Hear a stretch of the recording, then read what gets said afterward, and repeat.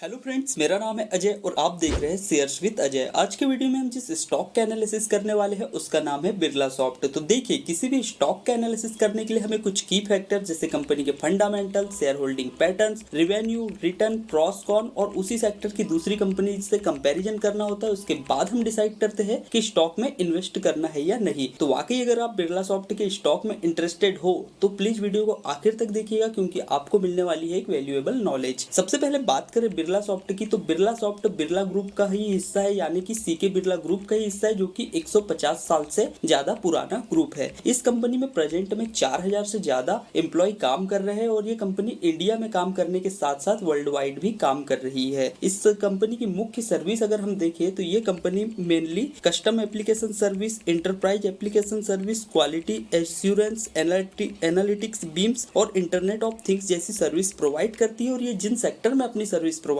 करती है उसमें मुख्य रूप से banking sector, manufacturing and financial service और media and health care industries शामिल है। अब बात करते हैं इस कंपनी के हम फंडामेंटल्स की। बात करें इस कंपनी के फंडामेंटल्स की तो इसका प्रेजेंट में मार्केट कैपिटलाइजेशन 13,529 करोड़ का है, यानी कि ये एक मिड कैप कंपनी है। करंट में इस शेयर का प्राइस चल रहा है 484 रुपए और लास्ट 52 वीक में परफॉर्मेंस की बात करें तो इसका हाई गया है 586 रुपए और इसका लोवेस्ट रहा है 216 रुपए। स्टॉक पी की अगर बात करें तो 31.4 इसका स्टॉक पी है, यानी कि काफी अच्छा स्टॉक पी इसे हम नहीं कहते, क्योंकि stock P ideal stock P होता है 1, लेकिन ये हमें देखने को नहीं मिलता है शेयर मार्केट में। और आईटी सेक्टर में हमने देखा है कि स्टॉक पी हमें हाई ही देखने को मिलता है। अभी आप अगर विप्रो या अदर भी कंपनी इंफोसिस वगैरह या हैप्पीस्ट माइंड वगैरह को अगर देखोगे तो उनका स्टॉक भी आपको 50 से ऊपर देखने को मिलेगा, लेकिन इस कंपनी का 31 है तो हम इसे अच्छा मानेंगे। बुक वैल्यू की अगर बात करें तो 83.7 रुपीज इसकी बुक वैल्यू है। डिविडेंड ये कंपनी 0.70% का देती है। वहीं आईटी सेक्टर की दूसरी कंपनियां इससे कम डिविडेंड देती है, तो डिविडेंड के मामले में भी जो बिरला सॉफ्ट है वो काफी अच्छी कंपनी है। आरओसी इस कंपनी का 21.5% है, जो कि अच्छा है। आरओई यानी रिटर्न ऑन इक्विटी की बात करें तो 15.8 इसका रिटर्न ऑन इक्विटी है। 15% को हम अच्छा मानते हैं। 15 से 20% के बीच में अगर स्टॉक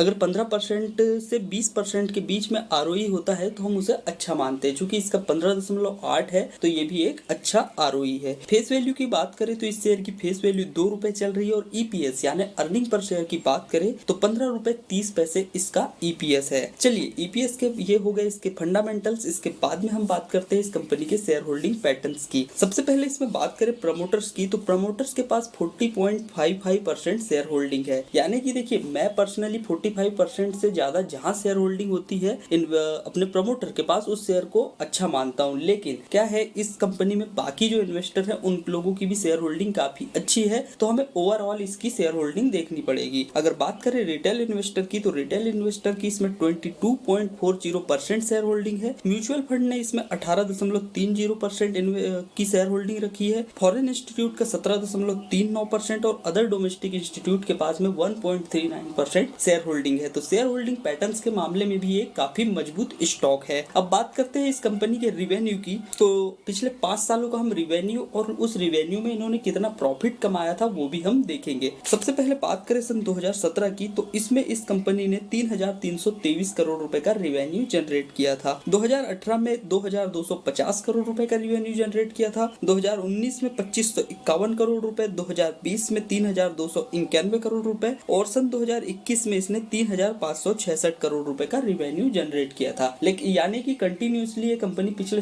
5 सालों में लगातार आगे ही बढ़ रही है रिवेन्यू के मामले में। पर हमें ये भी देखना होगा कि क्या वाकई में ये रिवेन्यू के मामले में तो आगे बढ़ रही है, लेकिन क्या प्रॉफिट के मामले में भी आगे बढ़ रही है। तो चलिए देख लेते हैं इसके पिछले 5 सालों के प्रॉफिट्स। सन 2017 में इस कंपनी ने 229 करोड़ रुपए का प्रॉफिट जनरेट किया था। 2018 में 253 करोड़ का प्रॉफिट जनरेट किया था। 2019 में अप्रॉक्स 290 करोड़ का प्रॉफिट जनरेट किया था। 2020 में 224 करोड़ रुपए और 2021 में इन्होंने 321 करोड़ रुपए का प्रॉफिट जनरेट किया था।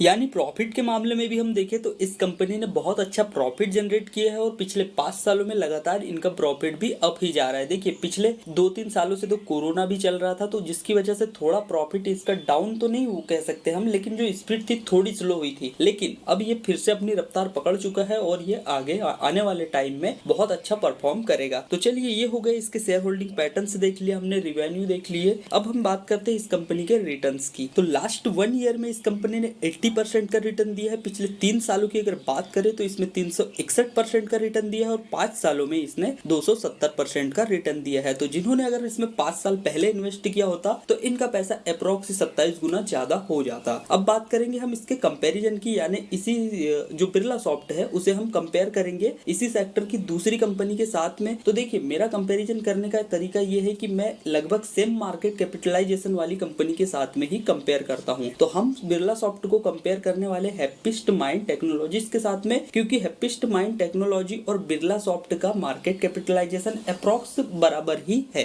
तो हम 3 पॉइंट्स के ऊपर इसे कंपैरिजन करेंगे। सबसे पहले फंडामेंटल्स, उसके बाद में इस कंपनी के प्रॉफिट्स और रिटर्न्स के हिसाब से। जहां बिरला सॉफ्ट का मार्केट कैपिटलाइजेशन 13,529 करोड़ है, वहीं हैप्पीस्ट माइंड टेक्नोलॉजी का मार्केट कैपिटलाइजेशन 16,888 करोड़ रुपए है। करंट में बिरला सॉफ्ट का शेयर प्राइस चल रहा है 484 रुपए और हैप्पीस्ट माइंड का करंट प्राइस चल रहा है 1150 रुपए। लास्ट 52 वीक में परफॉर्मेंस की बात करें तो जहां पर बिरला सॉफ्ट का हाई गया है 586 रुपए और हैप्पीस्ट माइंड का हाई गया है 1580 रुपए। पी रेशियो की बात करें तो बिरला सॉफ्ट का पी रेशियो 31.4 है, वहीं हैप्पी माइंड टेक्नोलॉजीज का 102 जो है पी रेशियो है। जैसा कि मैंने आपको वीडियो में पहले भी कहा था कि और भी हम आईटी कंपनी की बात करें तो इनका स्टॉक भी बहुत ज्यादा हाई है, तो वैसे यहाँ पे हैप्पीस्ट माइंड टेक्नोलॉजी के साथ हमें देखने को मिला इसका स्टॉक भी 102 है, जो कि बिरला सॉफ्ट के स्टॉक भी 31.4 की तुलना में बहुत ही ज्यादा है। यानी कि ये शेयर पैसा कम कमा रहा है, भले ही महंगा है। बुक वैल्यू की बात करें तो बिरला सॉफ्ट के एक शेयर की बुक वैल्यू 83.7 रुपीज है, वहीं हैप्पी माइंड टेक्नोलॉजीज की जो बुक वैल्यू है वो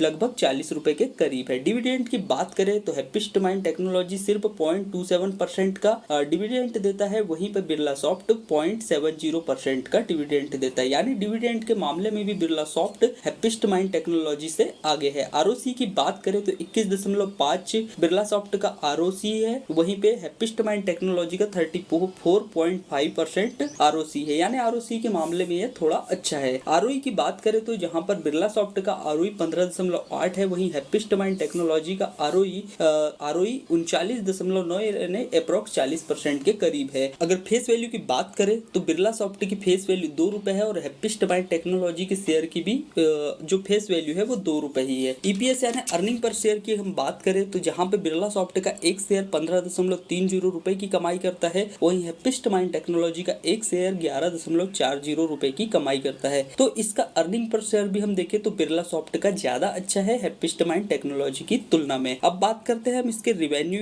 प्रॉफिट के हिसाब से कि किस कंपनी ने पिछले 5 सालों में ज्यादा प्रॉफिट जनरेट किया है। क्योंकि दोनों का मार्केट कैपिटलाइजेशन सेम है तो हम उम्मीद करेंगे कि इनका प्रॉफिट भी सेम देखने को मिले, पर वो पता चलेगा हमें आगे। देखते हैं प्रॉफिट 2018 में जहां बिरला सॉफ्ट ने 253 करोड़ रुपए का प्रॉफिट जनरेट किया था, वहीं पे हैप्पीस्ट माइंड टेक्नोलॉजी ने 22 करोड़ रुपए का नुकसान किया था। 2019 में बिरला सॉफ्ट ने 290 करोड़ के करीब प्रॉफिट जनरेट किया था, वहीं पे हैप्पीस्ट माइंड टेक्नोलॉजी ने सिर्फ 14 करोड़ रुपए का प्रॉफिट जनरेट किया था। 2020 में बिरला सॉफ्ट ने 224 करोड़ रुपए का प्रॉफिट जनरेट किया और हैप्पीस्ट माइंड टेक्नोलॉजी ने 72 करोड़ रुपए का। 2021 में बिरला सॉफ्ट ने 321 करोड़ रुपए का प्रॉफिट जनरेट किया और हैप्पीस्ट माइंड टेक्नोलॉजी ने 162 करोड़ रुपए का। तो पिछले 2 सालों में अगर देखें तो हैप्पीस्ट माइंड टेक्नोलॉजी बहुत तेजी से आगे बढ़ रहा है, लेकिन बिरला सॉफ्ट भी धीरे चल रहा है, लेकिन कछुए की चाल से हम कह सकते हैं, लेकिन लगातार चल रहा है। और हैप्पीस्ट माइंड टेक्नोलॉजी ने अभी खरगोश की चाल पकड़ ली है और ये भी थोड़ा अच्छा परफॉर्म कर रहा है। अब बात कर लेते हैं रिटर्न्स की, तो जहां बिरला सॉफ्ट ने पिछले 1 साल में 80% का रिटर्न दिया था, वहीं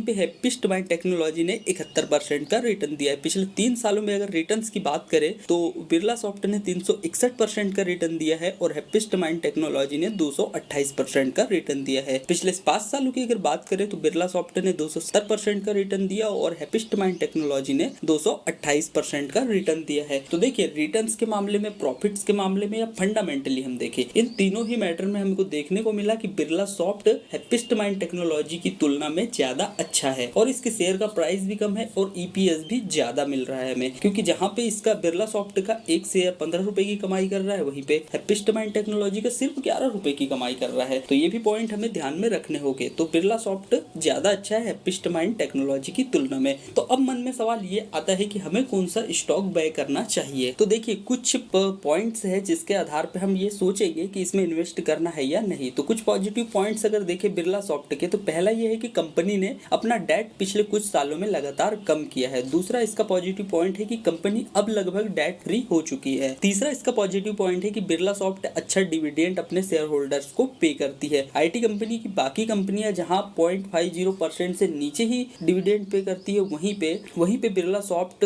0.70% का डिविडेंड देती है। हालांकि हम टेक महिंद्रा की बात नहीं कर रहे, टेक महिंद्रा 1% के करीब डिविडेंड पे करती है। चौथा इसका पॉजिटिव पॉइंट है कि कंपनी ने अपना डेप्टर डे 80 डेज से 53 डे किया है। यानी अगर आपको डेप्टर डे नहीं पता तो डेप्टर डे का मतलब ये होता है कि आपने सर्विस किसी को प्रोवाइड करे, उसके कितने दिन बाद वो उस सर्विस का पैसा आपको देता है, उसे डेप्टर डे कहते हैं। इसका पांचवा पॉजिटिव पॉइंट ये है कि ये शेयर मार्केट कैपिटलाइजेशन की दूसरी आईटी कंपनी की तुलना में ज्यादा अच्छा रिटर्न्स देती है। तो अब हम फाइनली पहुंचते हैं अपने मेन सवाल पे कि इसमें इन्वेस्ट करें या ना करें। तो देखिए, मेरी पर्सनल ओपिनियन ये है कि बिल्कुल इसमें आप इन्वेस्ट कर सकते हो, लेकिन शॉर्ट टर्म में अगर आप इन्वेस्टमेंट करने का सोच रहे हो तो बिल्कुल इसमें इन्वेस्ट ना करें, क्योंकि मैं ऐसे स्टॉक आपके लिए लेके आता हूं जिसमें आप लॉन्ग टर्म में इन्वेस्ट करके अच्छा प्रॉफिट कमा सको। तो लॉन्ग टर्म में इन्वेस्टमेंट का आप सोचते हो तो बिल्कुल इसमें इन्वेस्ट करें। और दूसरी चीज ये है कि इन्वेस्ट करने से पहले एक बार अपने फाइनेंशियल एडवाइजर से कंसल्टेंट कर ले, उसके बाद ही किसी भी स्टॉक में इन्वेस्ट करें, क्योंकि शेयर मार्केट रिस्की है जब तक आप शेयर मार्केट के बारे में सीख नहीं जाते हो। सीखने के बाद में ही आपको इजी लगने लगेगा। तो ऐसे ही स्टॉक मैं आपके लिए डेली प्रोवाइड करता हूँ। रोज रात 8 से 10 बजे के बीच में मेरा वीडियो आता है। अगर आपको यहाँ तक वीडियो देख लिए हो तो प्लीज वीडियो को लाइक कर देना, और सब्सक्राइब नहीं किया है तो सब्सक्राइब कर देना, क्योंकि मैं डेली ही एक स्टॉक के साथ में